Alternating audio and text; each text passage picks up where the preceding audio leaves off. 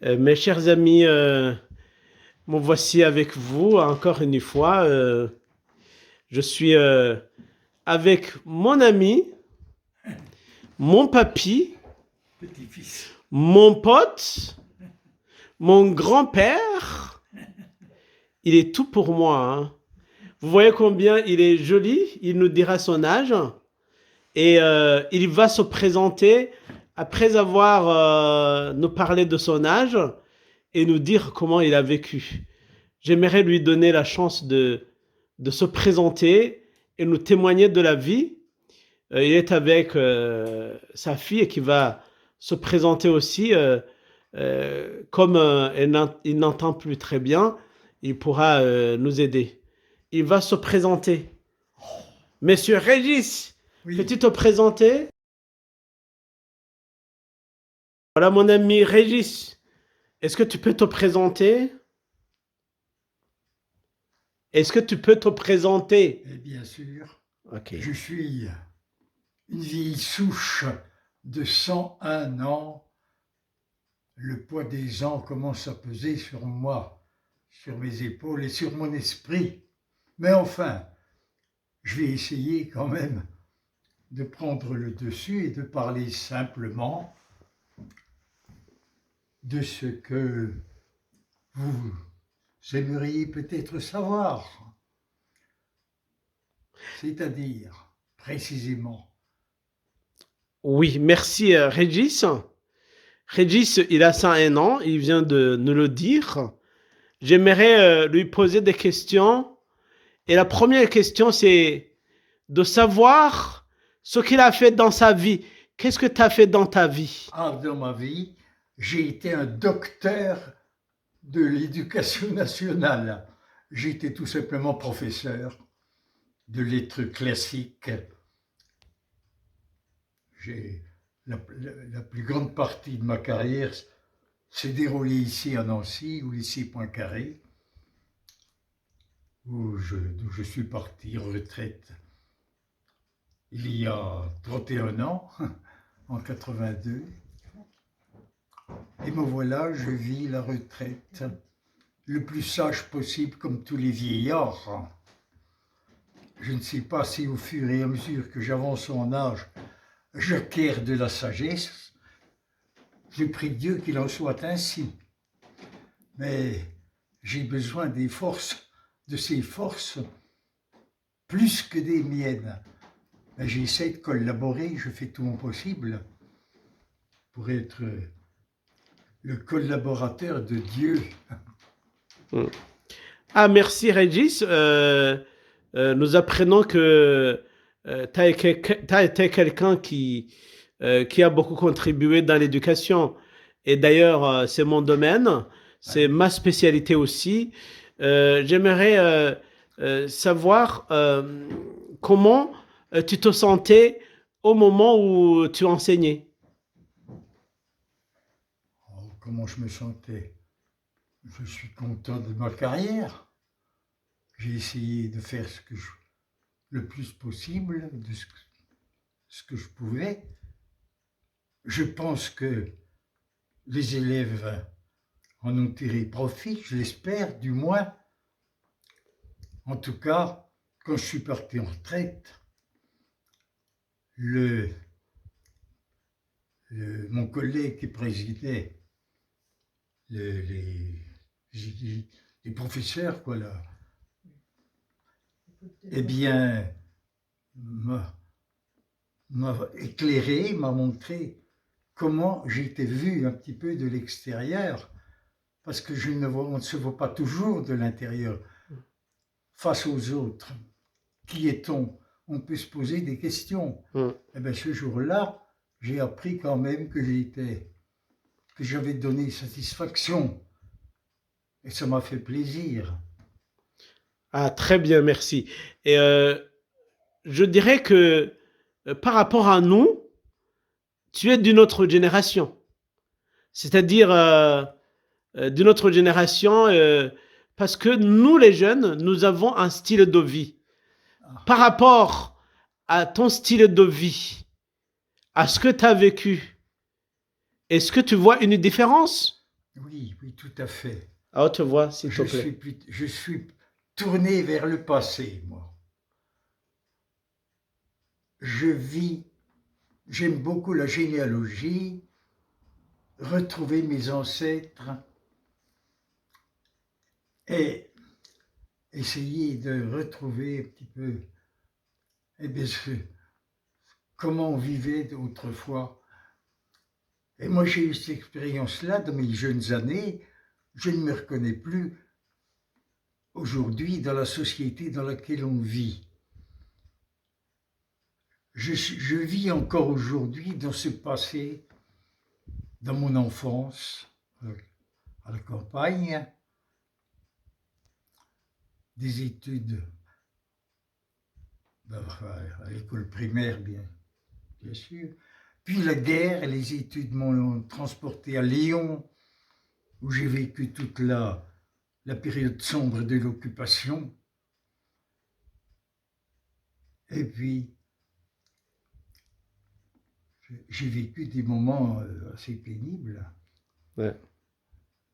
au cours de ces mois terribles, surtout à Lyon, qui était la capitale de la résistance. Enfin, je suis sorti, je suis entré assez vite dans la carrière, et puis j'ai vécu, ma foi, le métier de professeur le mieux possible, dans un contact assez étroit avec les enfants. Car j'aimais plus les enfants, les jeunes garçons de 13, 14, 15 ans, plus que les autres plus âgés que j'ai connus, à vrai dire, à la fin de ma carrière, parce que j'ai connu dans cette grande classe à ce moment-là du lycée, j'ai compris que la mentalité n'était plus la même et avait évolué avec la société. Depuis 68, on sent une espèce d'émancipation du côté à l'égard des enseignants. On éprouvait du respect autrefois, celui que j'ai pratiqué moi-même à l'égard de mes vieux professeurs. J'ai connu au début de ma carrière cette mentalité, mais j'ai aussi connu une évolution qui n'est pas dont je ne suis pas le seul responsable. Je sais que beaucoup de mes jeunes collègues d'aujourd'hui souffrent au contact des enfants qui ne savent pas qu'il est difficile de tenir et de recevoir, qu'il est difficile de leur inculquer s'ils prennent la vie à leur façon et s'ils refusent je ne veux pas dire les bonnes manières, mais les bons principes d'autrefois, ce que je considère comme les bons principes. Le chemin, le bon chemin, le droit chemin. Dès qu'on s'en éloigne, le danger est là. Et j'avoue humblement que j'en souffre un peu. Mon ami, mon frère Régis, tu touches un point focal, le nœud du problème actuel, parce que il y a une crise d'autorité. Et parmi les plus touchés, les institutions les plus touchées, les instances les plus touchées, c'est la famille. Parce que dans l'éducation, Éric Préra, dans ses recherches, il parle de l'érosion de l'autorité. Parce que il y a une coupure dans la transmission des valeurs. Il y a une coupure dans la manière de se ressourcer entre les anciennes générations et les générations actuelles. C'est ce que vous venez d'évoquer. Je veux qu'on avance dans le sujet. J'aimerais savoir comment vous avez vécu pour pouvoir vivre aussi longtemps comme ça. Si j'ai vécu comme ça, c'est parce que le bon Dieu m'a donné une bonne nature qui m'a permis de tenir face aux, aux épidémies, etc. J'ai une bonne santé, je suppose. Ben, en vrai, il n'est pas parfait puisque j'ai quand même subi des opérations, même du cœur, hein, qui pouvaient passer à l'époque et encore aujourd'hui pour des opérations sérieuses. Mais enfin, je suis sorti depuis que je ne fréquente plus les cardiologues, je suis bien plus heureux. Mhm. Ah oui, c'est vrai, mais qu'est-ce que la foi t'apporte? Je te vois toujours à la messe tous les dimanches, chic comme tu l'es maintenant, et tu es toujours bienveillant avec ton bon sourire.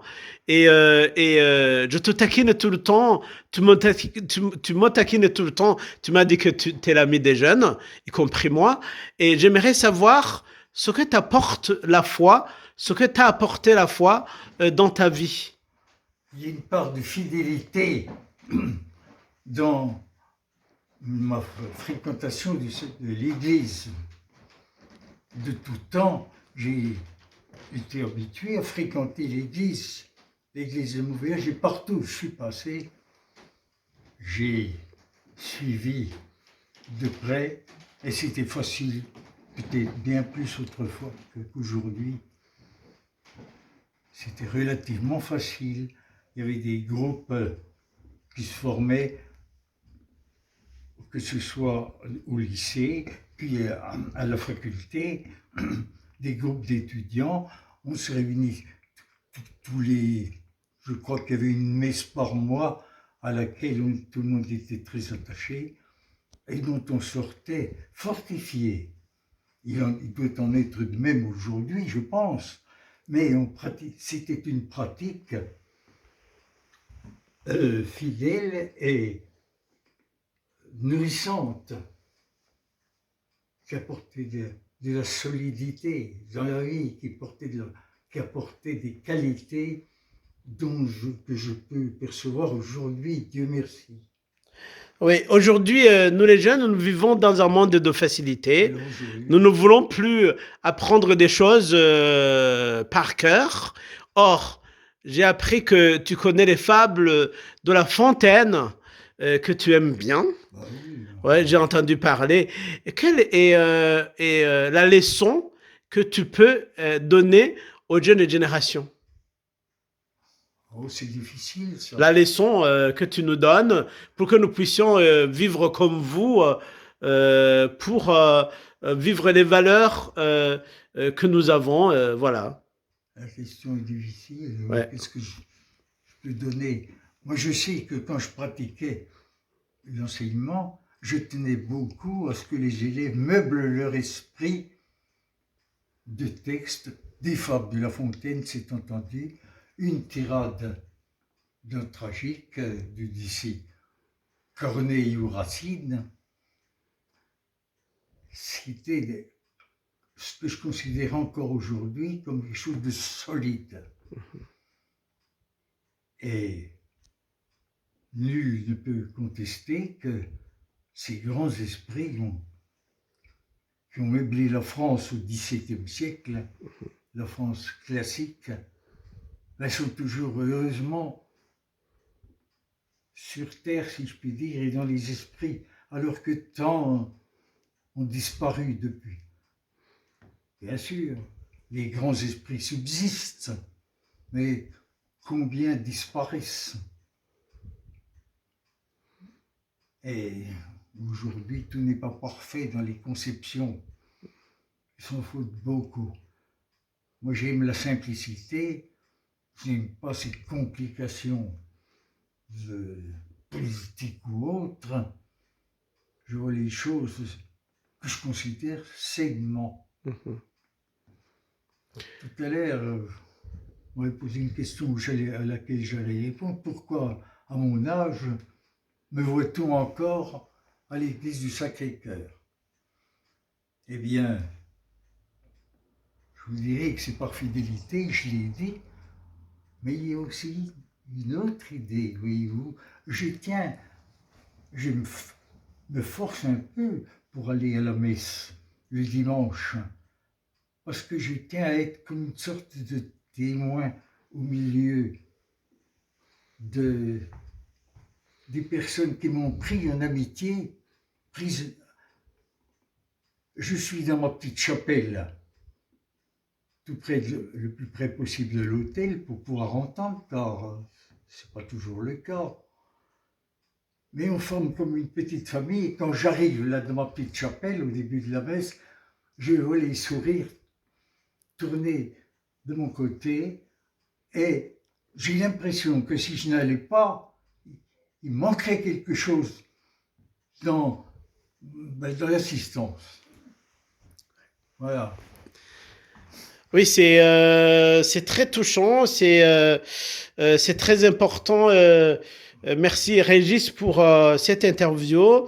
Nous sommes ravis de nous ressourcer chez toi, auprès de toi, parce que tu es notre bibliothèque. Et même, tu nous as parlé de certaines périodes de l'histoire que nous nous rappelons, la Deuxième Guerre mondiale qui vous a secoué, hein, des années 39, c'est ça? 39-45. J'ai vécu avant-guerre, c'était une autre société. Ouais, là t'es bien. Ouais, c'est vrai. Encore bien les événements. Bah oui, et puis en plus, tu as évoqué la période des années 68 qui a fait une coupure. Il me semble. Ouais, qui a fait une coupure et qui a révolutionné les choses, mais sans tenir compte du passé pour qu'il y ait, j'allais dire, cette articulation entre le passé, le présent et l'avenir. Je crois que c'est l'un des problèmes et du coup, on a mis en doute tout ce qui se faisait, d'où on a inventé d'autres méthodes d'enseignement, d'autres méthodes d'éducation. Je ne sais pas si elles sont toutes efficaces, mais de toutes les façons, de toi, nous pouvons quand même nous dire que finalement la vie est possible quand on aime vivre et quand on croit en Dieu, on aime vivre et quand on aime vivre, voilà, on rend grâce à Dieu, d'où tu m'as invité à tes sentences, ouais, de solide. Merci beaucoup. Je crois que vous, les amis, vous avez aimé cette interview. N'hésitez pas de vous abonner, d'aimer, de partager et de faire des commentaires que je ferai parvenir à notre ami Régis. Et merci aussi à sa fille qui l'a tenu compagnie. Et c'est merveilleux. Allez, merci, au revoir, à bientôt.